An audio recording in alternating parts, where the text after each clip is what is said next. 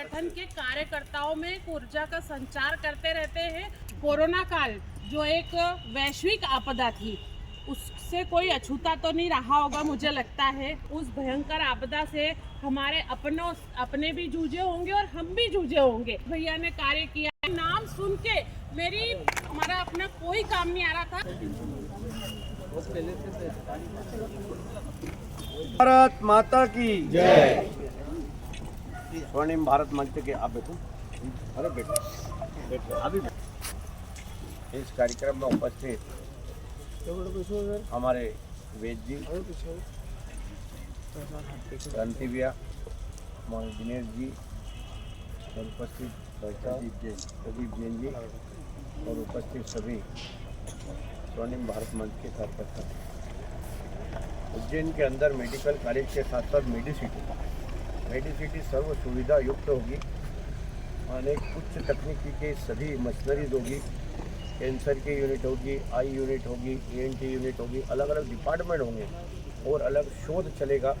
और ये भारतवर्ष में है, गुड़गांव के बाद यदि कहीं है तो दूसरी मेडिसिटी उज्जैन में बनने वाली है, जिसके अंदर अब भारत के ही नहीं अपितु विश्व के भी कई लोग यहाँ इलाज कराना आएंगे। अपन इलाज कराने जाते थे चेन्नई, इलाज कराने जाते थे अपन दिल्ली, बॉम्बे, अहमदाबाद, इंदौर। अब जाने की ज़रूरत नहीं पड़ेगी। अब ये सभी दूर के साथ साथ अन्य जगह, इसलिए वहाँ पर रुकने की भी सुलभ व्यवस्था रहेगी और हॉस्टल्स रहेंगे, कॉलेज कैंपस रहेगा, हॉस्पिटल 550 बेड का होगा, 70 उसके अंदर ICU बेडेड होंगे और अनेकों इस प्रकार का एक भव्य कुल मिलाकर के जो कि मतलब मैंने एक आवश्यक बैठक रखी है हाउस में, इसलिए मैं जा रहा हूँ। तो मैं थोड़ी देर रुकता है। तो समय दिया, बहुत संक्षिप्त रूप में अपनी बात कही। अब मैं हमारे बीच में जो थोड़ा सा सबका पहले हम सोचा नहीं महत्वपूर्ण। अब मैं बताऊं कि मैं स्वर्णिम भारत मंच से कैसे जुड़ी। मैं शासकीय ज्ञानोदय विद्यालय लालपुर में भौतिक शास्त्र विषय की शिक्षिका हूँ, PGT लेक्चरर हूँ। हमारे कैंपस पे घटना घटित हुई जिसमें एक महिला ने अपने आप को आग लगा दी। उसको बचाने में उसका हस्बैंड भी मारा गया और दोनों चले गए। अब वो 3 बच्चे थे, वो भी चले गए थे। अब मैं उनका इलाज कराने के लिए इधर उधर दौड़ रही थी। फिर मैंने सोचा ये बच्चे अनाथ हुए, इनके लिए अपन क्या करेंगे। तो सर को भी नहीं रह जाती है, उनको आवश्यकता है आरक्षण की, नौकरियों में भी आरक्षण की आवश्यकता है और उनको जो है पढ़ने में भी आरक्षण की आवश्यकता है। क्योंकि मैंने स्वर्णिम भारत मंच को कॉल किया, कहीं किसी की डेथ हो गई या किन्हीं अनाथ बच्चों के लिए या कहीं किसी बुजुर्ग के लिए। हमारे स्कूल में और भी मैडम लोग हैं, जब भी कभी कॉल किया स्वर्णिम भारत मंच हमेशा सहयोग के लिए तत्पर रहा और इस संस्था के लिए जितना कहा जाए उतना कम है। और मैं बहुत बहुत धन्यवाद देना चाहूँ। थोड़ा सा कुछ तो अरे बोलना चाहिए, आप बहुत बोलना चाहिए ना, आपको ऐसा लग रहा है। बहुत ये वुमेन्स उनके लिए बहुत काम करती हूँ। बट डॉग लवर हूँ तो डॉग्स के लिए काम करती हूँ ज़्यादा। अपने घर में हैं, बाहर हैं, तो भैया से मेरे विचार हुए थे कि डॉग्स के लिए एक्चुअली बाइट ज़्यादा करते हैं डॉग्स, मुझे ऐसा लग रहा है। तो डॉग्स कभी काटते नहीं हैं। डॉग की मेंटेलिटी इज़ ए 3 ईयर बच्चे की होती है। आपके मोहल्ले में हैं या हम लोग पहले देखते थे कि हम लोग खाना देते थे, आजकल हम लोग खाना नहीं देते। मैं उसको जागरूक करती हूँ। आप खाना और पानी देंगे, रहना देंगे, वो आपको बाइट नहीं करेंगे क्योंकि उन्हें कोई मतलब नहीं है आपसे। केवल एक 3 साल के बच्चे काट रहे हैं हमारे कारण, क्योंकि हम लोग उनको अपनापन नहीं दे रहे। आप उनको ओनली रोटी का कुछ नहीं कर सकते, घर की 2 रोटी निकालनी जो हमारे संस्कार है। एटलीस्ट हमने अभी अधिक समय से मेरा दिनेश जी से परिचय है और बहुत अच्छी मित्रता है। हम अक्सर कई समसामयिक विषयों पर बातचीत भी करते हैं। आज की इस मेरी आवाज़ आ रही है क्या पीछे तक? आज की इस मीटिंग के लिए भी उन्होंने बोला, तो वर्किंग डे था चूँकि, पर मैं फिर भी हम सभी लोगों ने इस अच्छे इस आयोजन के लिए हम सभी ने समय निकाला। उस प्रीति सक्सेना जी, मैं एक व्यंग करूँगा। मैं अभी कभी हम लोग किसी बाहर त्यौहार, अमावस, पूनम, श्राद्ध में कुत्तों को कुछ देते हैं तो मेरा व्यक्तिगत अनुभव है कि अब वो कुछ खाते ही नहीं। शब्द भी बोलने से नहीं चूकते हैं आपको। तो हम एक ऐसा प्रयास करें कि ये जो शहर में विसंगतियां हैं, भिक्षावृत्ति बढ़ रही है, यही बच्चे चोरी चमारी भी करते हैं, आगे कुछ देख लिया उन्होंने, कुछ पड़ा हुआ है उठा लाए। तो हम कुछ ऐसा करें कि भोजन तो हम स्वर्णिम भारत मंच सभी जिन्हें और कदमों के लिए मैं दिनेश जी का व्यक्तिगत रूप से आभार और धन्यवाद करूंगा। जय महाकाल। तीर्थ एक्सप्रेस चला रहे हैं। मैं अभी माता वैष्णो देवी के दर्शन करने गई थी, तो वहाँ पर यात्रियों को ठगने से बचाने के लिए उस ट्रस्ट ने एक रिजनेबल प्राइस पर जो है वो भोजन का व्यवस्था कर रखी है। तो क्यों ना आप सीएम साहब से बात करके और जो है स्वर्णिम भारत मंच जो भोजन के एक रिजनेबल रेट के कई चीज़ें वहाँ पर सप्लाई के लिए करे, तो तीर्थ यात्रियों को भोजन भी रिजनेबल रेट पर मिलेगा, शुद्ध भी मिलेगा और इसमें फंडिंग में भी आपको आसानी होगी। तो जो है इसमें आप मतलब आगे बढ़ेंगे तो हर तरह से ये मतलब एक पुनीत कार्य भी हो जाएगा और व्यक्ति ठगा भी नहीं जाएगा। मंच पर उपस्थित सभी वरिष्ठजनों को मैं नमन करता हूँ, आदरणीय। और दिनेश श्रीवास्तव जी और स्वर्णिम भारत मंच जो काम करते हैं वो तो लगा आइडेंटिटी रखते हुए उसके साथ में चलने का प्रयास करते हैं। डॉग के हिसाब से मेरी कॉलोनी में 30 से 35 कुत्ते हैं। मैं खुद मतलब हमारे घर में रोटी दी जाती है आसपास के लोग, लेकिन ऐसी कोई रात नहीं गुजरती होगी कि हम वहाँ से निकले और वो लपक ना रहा। मेरे बच्चे घर से निकलने में डरने लगे, वो साइकोलॉजी रही है। तो निश्चित रूप से कुत्तों को लेके या डॉग्स को लेके एक योजना बनाने की जरूर आवश्यकता है, जो मुंबई में स्टार्ट हुआ। हाँ, कि ऐसी कुछ चीज़ें हों। और रही बात उनकी नसबंदी की जो नगर निगम कर रही हैं, तो क्या कर रहे हैं मालूम नहीं, क्योंकि उनकी संख्या तो कहीं से कहीं तक घट नहीं रही। पहली चीज़ ये एक मुद्दा है, तो निश्चित इसको हमारे बीच में अपन बहुत रखें। बड़ी प्रॉब्लम हो जाएगी आज से 10 साल। हाँ जी हाँ, बिल्कुल। बहुत। तो इसको जरूर निश्चित रूप से हमको सबको मिलकर सोचना है और हम अलग अलग तरीके से इस पर लोग भी काम कर पाएँ, साथ में मिलकर भी कर पाएँ। कोरोना काल में हमने एक अच्छा प्रयोग किया था दिनेश भैया और हम सब लोगों ने मिलके।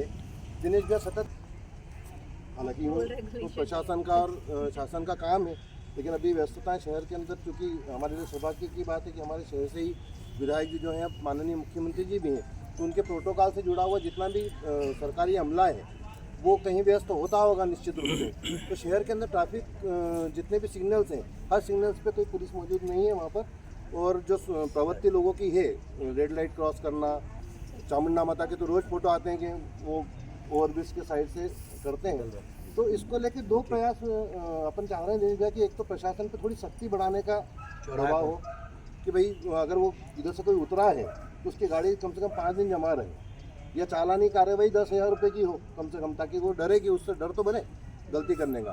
और दूसरा ट्रैफिक एजुकेशन के ऊपर भी बात कर सकते हैं, जिस पे मैं प्रयास कर रहा हूँ। अभी लगभग 80% हमारा सिलेबस रेडी हुआ है, उसको 8वीं 9वीं क्लास के बच्चे से 12वीं क्लास तक के बच्चों को पढ़ाने का, जो निःशुल्क अपन स्कूलों में जाकर उनको ट्रेनिंग देंगे।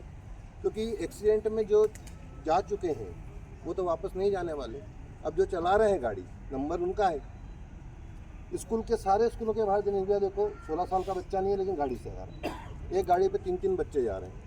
अगर ये ट्रैफिक भी कम होता है तो लगभग 30% ट्रैफिक शहर से हट जाएगा। एक्चुअली मैं एक चीज़ करूँ, एक्चुअली मेरे बच्चे हिमाचल में पढ़े हैं, वहाँ एक डीएवी में एक रूल है जो यातायात एग्ज़ाम से बच्चे रीड करते हैं। जैसे मेरे बच्चे वहाँ चलाते नहीं थे, बट उनको एक एग्ज़ाम देना होता है। उस एग्ज़ाम में उनको सारा सिलेबस दिया जाता है, सिलेबस पढ़ाया जाता है, उसका तो एक एग्ज़ाम लिया जाता है, वो वहाँ गवर्नमेंट करती है।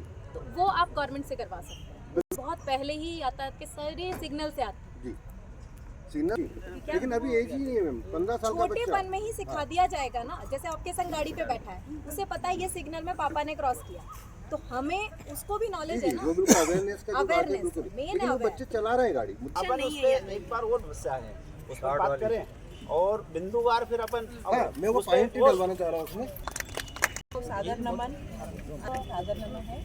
और मैं बहुत अपने आप को गौरव महसूस कर रही हूँ कि मुझे यहाँ आज खड़े होने का मौका मिला। एक्चुअली मैं मेरे उज्जैन में रागिनी कार ड्राइविंग स्कूल के नाम से मेरा कार ड्राइविंग स्कूल है और मैं महिलाओं को कार सिखाती हूँ। और मैं यही चाहती हूँ कि महिलाएं बहुत आगे बढ़ें, किसी बात में पीछे न रहें, क्योंकि वो इधर उधर रास्ता न भटके। अपने माँ बाप को जो परेशान कर रहे हैं वो लोग, बच्चे विशेषकर नौजवान लड़के, तो उनको एक रोज़गार छोटा मोटा भी मिल जाए, पैसा कमाने का ज़रिया मिल जाए। तो मैं भैया से ये निवेदन करूँगी कि ये सुझाव आप ध्यान रखें, जो बिल्कुल मध्यम परिवार और नीचे गरीब परिवार के उनको रोजगार है। और लेकिन मैंने आपके बारे में भी जो पढ़ा सुना कि आप बहुत अच्छा कार्य कर रही महिलाओं को। नमस्ते आदरणीय, सच में मैं मैडम की स्टूडेंट रही हूँ और गर्व का विषय होता है कि किसी शिक्षक के सामने किसी विद्यार्थी का बोलना, तो मेरी हार्ट बीट तेज़ है क्योंकि मैम के सामने बोलना कह सकते बहुत अच्छे मैम है। मैं जब 6th क्लास में थी वहाँ पर संगठन से जुड़ी हुई हूँ और मैं कई समय से बस्ती के बच्चों के साथ में काम करती आई हूँ। बच्चों को कैसे सिखाएं उस पर वर्क करती थी और फिलहाल 4 साल से अच्छा काम कर रहा हूँ। बहुत देर से बैठा हूँ धूप में। स्वर्णिम भारत मंच काफ़ी अच्छा काम कर रहा है। मैं बस यही चाहता हूँ कि निरंतर और करता रहे, लगातार करता रहे, क्योंकि ऐसे कई मंच आते हैं और ख़त्म हो जाते हैं, लेकिन काफ़ी समय से मंच चल रहा है और मैं आशा करता हूँ कि आगे भी ये ऐसे ही लोगों की भलाई।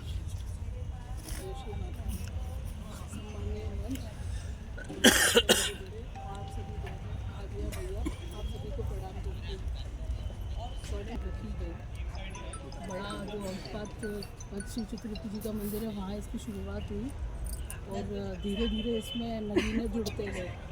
आप लोग जो जितने भी यहाँ भैया लोग बैठे हैं या बहनें बैठी हैं, इन सब ने तन मन धन से स्वर्णिम भारत मंच को अपना सहयोग दिया और उस सहयोग से अपन निखरते गए। कुछ ऐसे प्रकल्प चले के बिना ये भाई लोगों की टीम घर घर लोगों को दवाइयाँ, असहाय लोगों को भोजन, और कई बार ऐसी खबर आती थी कि रात में ट्रेन से कुछ लोग फंसे हुए हैं या बसों में, तो उनके लिए पहले पता करना, फिर उनके लिए व्यवस्था करना। हमने आशीर्वाद लिया, उन सबको मदद पहुँचाई, तो उनको सफल किया।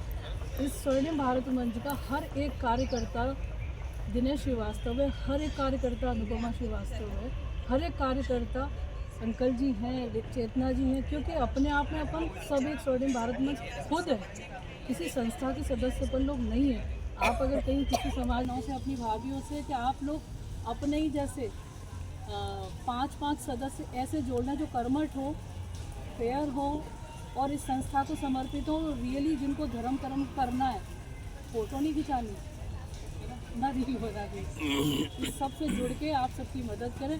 महाकाल बाबा की यही सेवा है और यही उनके दर्शन का फल है। सभी को धन्यवाद, सभी को साधुवाद, जय श्री राम। और उपस्थित स्वर्णिम भारत मंच के सभी सदस्यों का हार्दिक मैं भी यहाँ बैठे बैठे मैंने सुझाव सुने, हर तरह के सुझाव आए, शहर के विकास के लिए, पारिवारिक विकास के लिए, किंतु यहाँ पर एक जो हम जो समाज की जो वास्तविक समस्या थे उससे बहुत दूर है।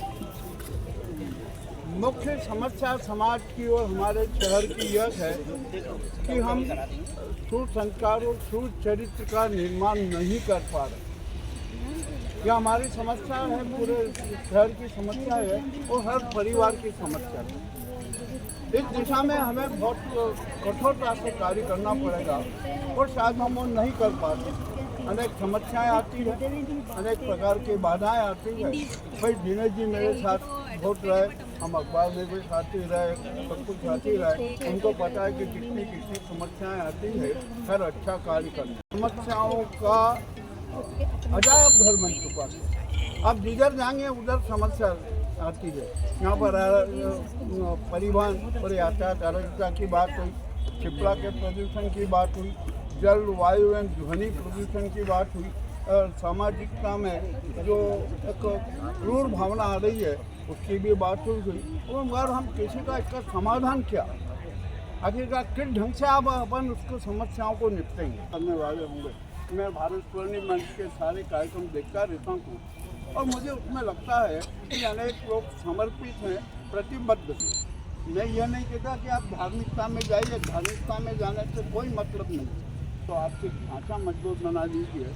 और दूसरा, एक जो शहर में और परिवार तक आपकी दस्तक होना चाहिए, हर परिवार में 52 वार्ड हैं, आपके यहाँ जाइए और यही समाज की सबसे बड़ी सेवा होगी। बहुत बहुत धन्यवाद।